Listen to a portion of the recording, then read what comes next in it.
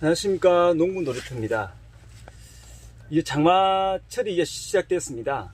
장마철이 시작되면은 특히 고추가 많이 타격이 입을 수도 있습니다. 그래서 농작물에 있어서 복숭아든 포도든 고추든 다 같은 메커니즘을 들고 있습니다.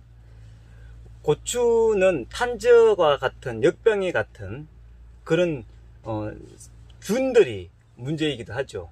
그래서 비 오기 전과 비 오기 후에 관리하는 방법이 따로 있습니다. 그래서 고추 같은 경우에는 비 오기 전, 강우 전, 장마 전에 치는 약은 보호성 세균제를 쳐야 됩니다. 보호성이 있는 세균제. 약효가 오래 가고 또 그리고 그 강우성, 비가 오면 쉽게 내려가지 않도록 할 수 있는 그런 약재들이 필요한데요. 그래서 그것을 보호한다 해서 보호성 살균제라고 합니다. 보호성 살균제. 그래서 이 약을 치는 경우가 있는데, 예를 들면 다코닐 에이스 같은 경우에도 지속성이 좀 있고 보호성 살균제입니다. 피복을 씌워서 그리고 지속하기 가능하게 하고, 그리고 그렇게 포자들이 날리고 균사들이 날릴 때 잡아가는, 곰팡이 같은 것도 잡아가는 그런 역할을 하는 게 살균제, 보호성 살균제를 비 오기 전에, 장마 전에 미리 치십시오. 그래야지 내구성이 굉장히 좋다는 얘기를 말씀을 드립니다. 그래서 균 가이버 같은 경우도 고추밭에 탄저 약으로서는 굉장히 좋습니다. 탄저병과 같은 역병에 매우 강하다는 걸 말씀을 드리고요. 그리고 흑색 무늬병, 마늘과 양파 많이 드러나는 그럴 때는 균 가이버와 같은 살균제를 보호성 살균제를 치시라고 말씀을 드립니다.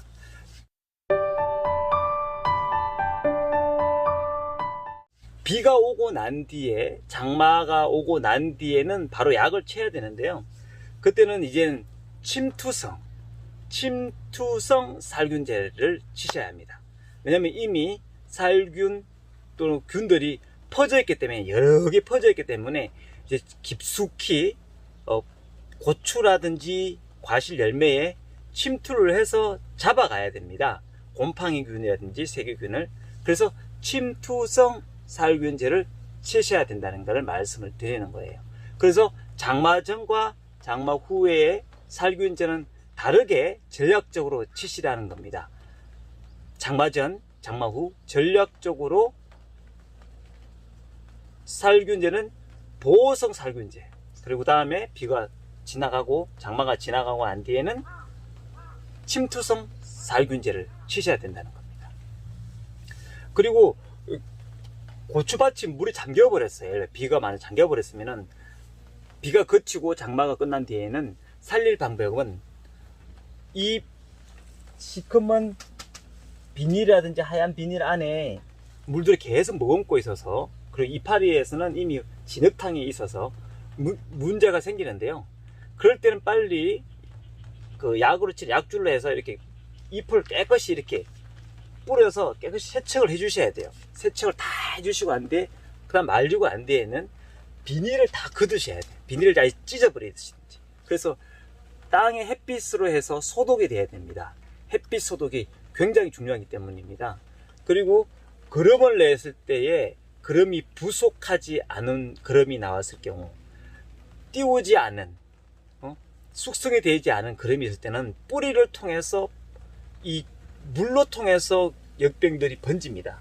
그게 굉장히 큰 고추 역병인데요.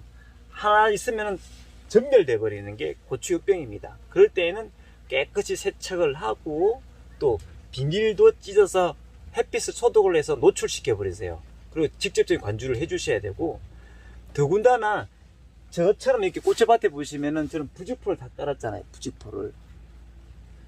이 부직포를 밑에 깐 이유는, 비가 왔을 때, 많은 비가 강우가 내렸을 때는 흙 속에 있는 이런 균들이 흙에 띄어서 이파리에 올라타서 이염을 시키는 게 문제거든요. 그래서 부직포나 멀칭이나 패드를 깔아주는 거는 약간 수고스러움이 있더라도 한번 깔아주십시오. 풀들이 중간중간 나는 부분 때문에 패드를 깔 수도 있습니다. 잡초 패드 같은 그런 패드를 까는 이유도 있지만은, 고추회 같은 경우는 모든 과실이 그래요. 흙 속에서 비가 와서 띄어서 올라오는 것 때문에 가장 큰 문제가 생기거든요. 그럴 때는 이런 부직포라든지 멀칭이라든지 까셔갖고 비가 왔을 때 흙이 직접 뛰어가지 않도록 해주시고, 그리고 여기 밑에, 저는 이게 가지를 보시면은 요 밑에 부분은 다 정리를 해버렸죠. 어느 정도 가지가, 고추 가지가 컸다 그러면은 밑에 있는 잎에 있는 가지들의, 그러니까 그 분지 아래에 있는 잎들은 다 훑어버렸어요. 더군다나 이 부직포를 깔지 않았을 때는 흙 속에 뛰어가서 밑에 있는 이런 이파리들로 인해서 오염이 돼서 내수적으로 침투를 해서 번져버리기 때문에요. 밑에 있는 잎은 이제 어느 정도 컸다 그러면 다 따주세요. 따주는 게 맞습니다. 통풍도 원활하게 잘 되고, 밑으로 잎이 있으면 통풍이 잘 안 돼요. 바람의 영향으로 걸려버리니까 통풍 잘 되게 해주시고, 그렇게 해주시고 되고요. 그리고 칼슘제를 한번 쳐주시는 게 좋아요. 칼슘제는 모든 작물에 물러지는 거, 고추가 물러지는 거 있죠. 쭈글쭈글해서 죽이 돼버리는 거, 그런 안쪽에 벌거지가 들어서 벌레가 들어가서, 또는 파밤나방 같은 그런 굴파리 나방 같은 경우는 담배 나방들이 파고들어서 죽이 될 수도 있지만, 칼슘이 부족해서 그럴 수가 굉장히 많습니다. 그래서 칼슘제를 쳐서, 그래서 영양의 메커니즘을 연결시켜 줄 수 있는 부분을 해 주셔야 돼요. 여기 칼슘제 같은 경우에는 석회가 좀 많이 들어있는 부분이 있어요. 그리고 고추가 이렇게 꼬여져 있는 거 있잖아요. 꼬리가 계속 이렇게 말려 들어간다, 전체적으로 봤을 때 고추 끝이 말려 들어간다 하면 붕소결핍입니다.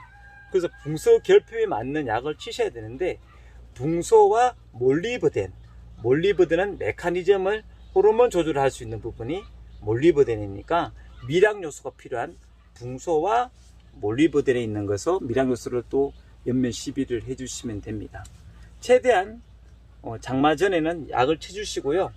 그리고 장마 끝날 때도 바짝 말려주시는 통풍의 역할이 굉장히 중요합니다. 햇빛도 중요하지만 통풍 이렇게 역할을 해주시고, 그때부터는 이제는 침투가 좋은 침투성 살균제를 치셔갖고 장마를 빨리빨리 대비하시고 장마 후에도 대비하시기를 당부드립니다. 그러면 저도 이제 약을 한번 쳐야 될 것 같아요. 제가 오전에 이 하우스 내에 물을 주고 이렇게 했는데요. 이제 어느 정도 물이 떨어지면은 약을 한번 쑥 칠까 합니다.